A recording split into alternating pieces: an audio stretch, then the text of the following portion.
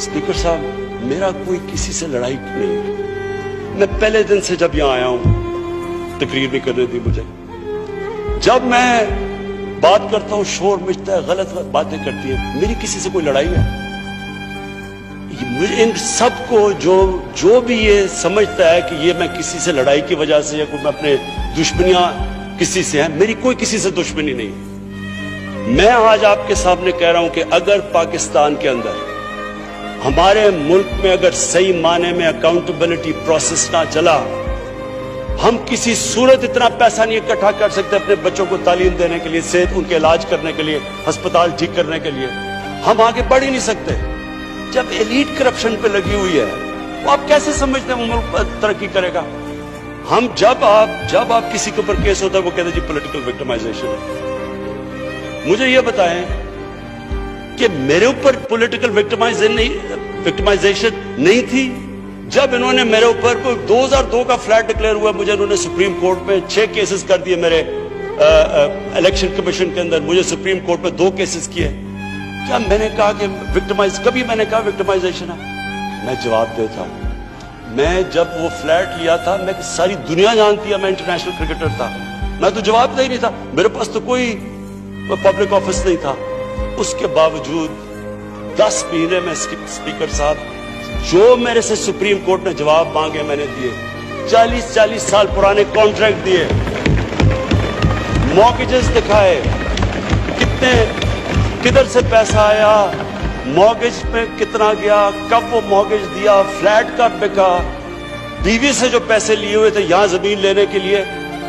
आपको पता है सुप्रीम कोर्ट ने मेरे से पूछा कि जनाब आप बताएं, साबित करें कि आपने बीवी को पैसे वापस किए थे। वो बीवी ने ईमेल दे रही है कि हाँ इसने पैसे वापस किए थे। उन्होंने कहा नहीं, सबूत दो। ये कभी हुआ ही नहीं है ऐसे कि वो बीवी कह रही है पैसे, वो कहते नहीं। बैंक स्टेटमेंट्स निकाल के दी 15 साल पुरानी, जो मेरा ट्रांजैक्शन बीवी के साथ था, मनी ट्रेल दी, सारा जो पैसा वहां से हलाल की कमाई का बाहर से पाकिस्तान लेके आया, उसकी मनी ट्रेल दी। स्पीकर साहब, कोई मैंने कमाल नहीं किया। ये हर उस मुल्क में जिसमें जेन्युइन डेमोक्रेसी है, वहां एक लीडर को जवाब देना पड़ता है, क्योंकि वो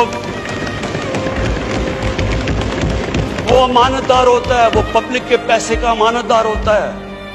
ये कोई विक्टिमाइजेशन नहीं है। और ये जो नैब है, ये हमने तो नहीं नैब बनाई, एक आदमी हमने भर्ती नहीं करवाया, नैब तो पुरानी है, 90% केसेस भी पुराने हैं, लेकिन गालियां हर रोज मुझे पड़ती हैं कि जी आप देखें इमरान खान ने ये कर दिया, वो कर दिया।